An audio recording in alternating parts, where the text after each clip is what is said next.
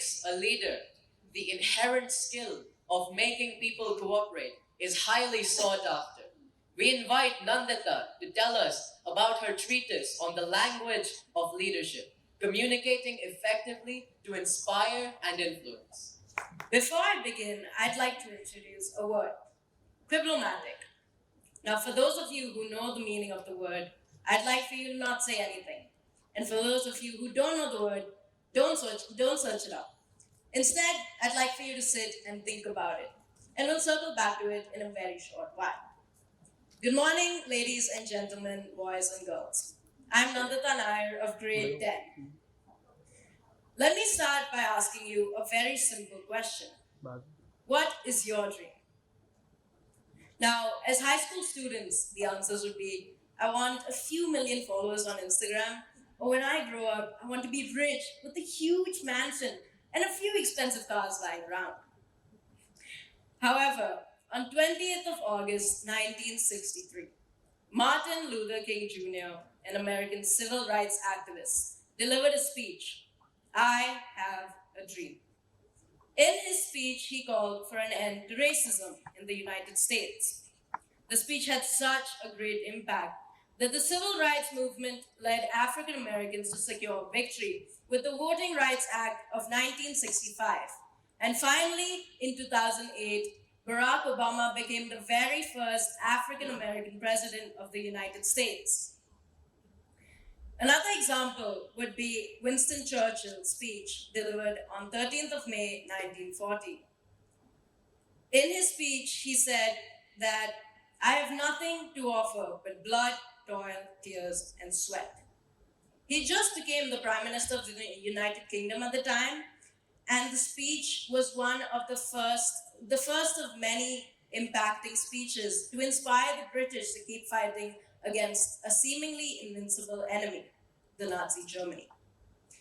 Now, these examples show how powerful a specific tool can be in a leader's toolbox. The toolbox acts as a treasure box, and the key to unlock it is one of the most important skills a leader should have: communication. It takes purpose and intention to implement effective communication, whether presenting, facilitating, conversing, or even writing. A leader should know how to select the use of communication. Let's go back to the word that I brought up in the beginning, diplomatic. How many of you know what the word means? Any guesses to what the word means? Yes? No. Any other guesses? No? Okay. So I hate to break it to you, but the word doesn't actually exist. I made the word up on the spot to test out a theory. Now, how many of you believe that the word actually existed? A raise of hands. That's quite a few of you. Now, this just proves how effective and powerful communication can be. When ideas are conveyed with clarity and conviction, it resonates more deeply, which is exactly what I just did. Moving on, I'd like to share my leadership journey with you. It all started in the first grade. In primary school, I knew I wanted to be a leader and someone important, someone who made the big decisions in class. However, my success eluded me until I was in the fifth grade and I became the physical education monitor. In sixth grade, I was then further promoted to prefect. Now, my dedication to leadership did not end just there. In secondary school, I worked actively in the student council, where through hard work and determination, I landed up in the executive committee of the student council. Being someone with immense leadership experience, I'd like to share 3 characteristics that make a leader stand out: authenticity, charisma, and emotional intelligence. Firstly, authenticity. Authentic leaders are unafraid to show vulnerability.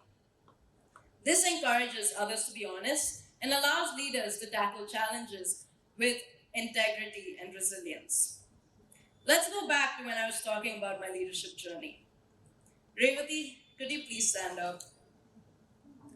I have lost the elections twice in a row to Revati in BVRTSE. Now, I have no shame in sharing this with you because great leaders are honest. Great leaders don't conceal their mistakes with lies. Instead, great leaders own up to their mistakes, take feedback positively, and turn their failures into success. I wouldn't say I'm a great leader just yet, but I would say I'm definitely on the right track. Secondly, charisma. It is one of the most important skills that a leader can have. It bestows a leader with intangible yet potent tool that transforms a leader's ability to influence, inspire, and guide others. Charismatic leaders possess a magnetic presence, which enables them to form connections easily. This also allows them to form trust between others easily, through their authenticity, which reinforces their credibility. And next, we have emotional intelligence. It is the cornerstone of effective leadership. A leader with high emotional intelligence knows how and when to communicate with others easily. How? They are able to understand and read not only their own emotions, but as well as those around them. This allows them to build instant trust, and this skill enables them to address conflicts with sensitivity and deftness, which turns challenges into opportunities for growth. Have you ever wondered why poetry is not so much spoken about? No? It's because it takes time and patience to unfold the truth in a poem. Now, being able to write and understanding poetry is an art, but so is leading and understanding people. Everything I have covered today unveils the secrets on how to be influential and teaches you more about the language of leadership. Thank you.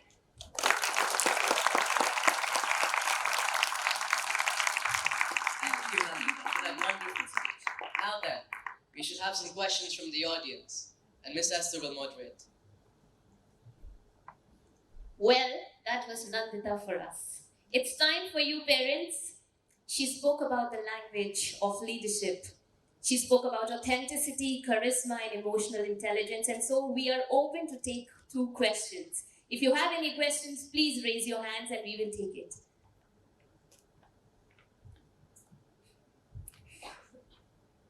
Our girl is ready to answer. Come on, we're waiting for your hands to be raised. Any questions? Yes, sir, we have one.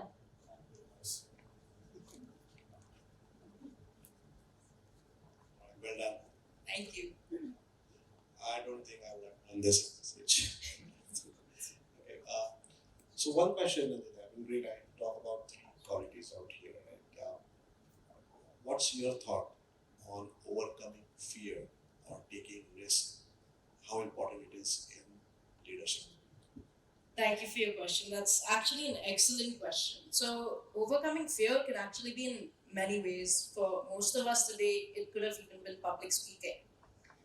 And to overcome that fear is definitely a challenge, but I would say always the baby steps is what is key. So you can't just jump into a TED talk without even being able to have a normal conversation with someone first. Just like I said, communication is key. Enabling those easy conversations initially, being able to talk to a stranger comfortably, is your first step. After that, model United Nations and all those big activities is what leads you to the moment right here today. And your second part of the question, could you repeat it? Yeah, how to overcome that? Yeah, so it's the same, initially all these big activities, you don't jump into them right away, but you start with all the baby steps like meeting strangers, talking to them, going out in uncomfortable situations and adapting to them. And then eventually you decide, okay, I'm interested in this, I want to take this up. It might be out of my comfort zone, but I'm definitely going to try it out. And that's just the first step. Thank you. other question? Do we have any other question?